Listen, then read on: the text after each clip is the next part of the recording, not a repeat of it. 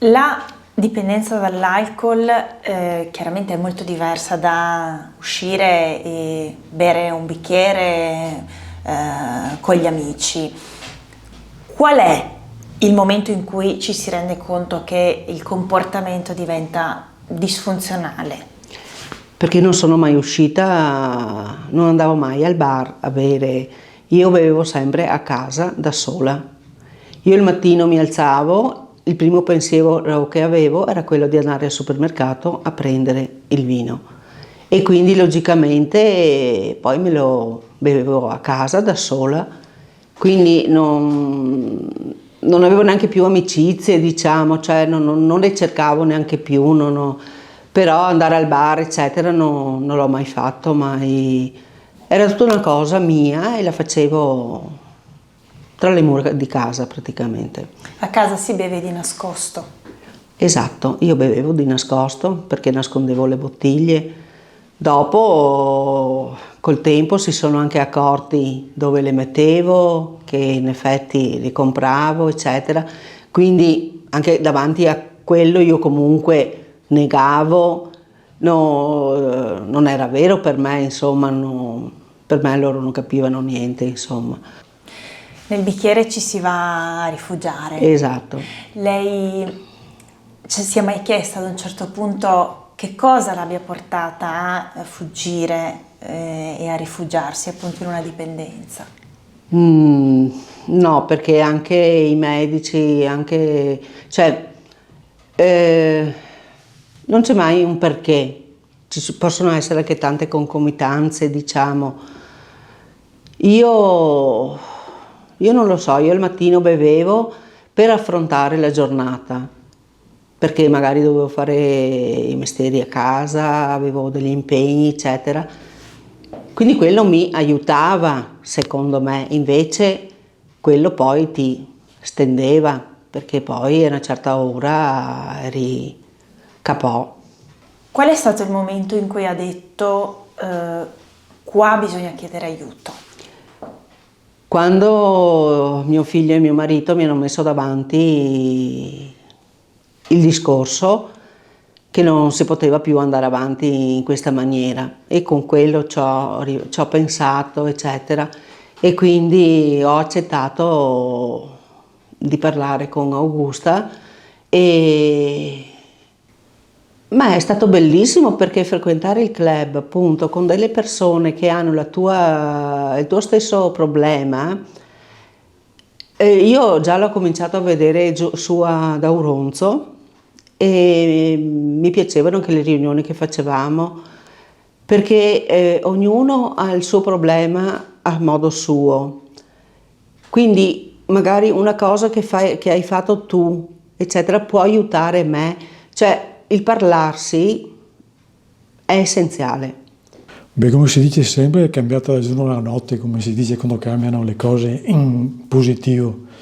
Sicuramente abbiamo ritrovato la famiglia e anche il figlio, perché ormai eravamo a casa ma divisi, insomma, vivevamo divisi a casa perché non c'era più dialogo, sicuramente.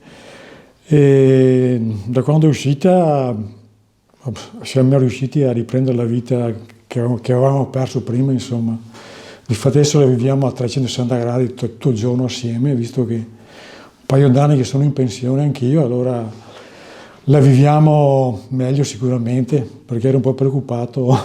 Sì, si accorge perché io arrivavo a casa la sera del lavoro, essendo che a mezzogiorno non venivo a casa, perciò la sera era proprio arrivata al limite, insomma, si vedeva che non riusciamo più neanche a parlare, a interagire, insomma. Come è stato raccontato prima del percorso che abbiamo seguito con i club e con l'ACAT, è difficile seguire una persona così perché in realtà sono due persone, una persona quando beve e una persona quando non beve. Ce ne siamo accorti anche durante la differenza durante la settimana e i weekend in cui la mamma magari non beveva perché era presente il papà a casa, perché non aveva la possibilità di nascondersi, no? E affrontare la persona che beve è difficile perché appunto non c'è dialogo, non ci si può parlare. Però anche grazie all'aiuto di mia zia e del papà abbiamo aiutato la mamma, abbiamo cercato aiuto, e da lì, soprattutto grazie all'aiuto del club e delle persone del club, si può stare vicino a chi ha questi problemi, perché abbiamo scoperto che chiunque in realtà può cadere in queste problematiche. Purtroppo sì, ci si accorge sempre troppo tardi del problema, quando il bere è troppo, però bisogna pensare che il bere è sempre un male, anche a piccole dosi, e accorgersi subito se si eccede, e soprattutto accorgersi anche delle persone care quando stanno male per causa tua.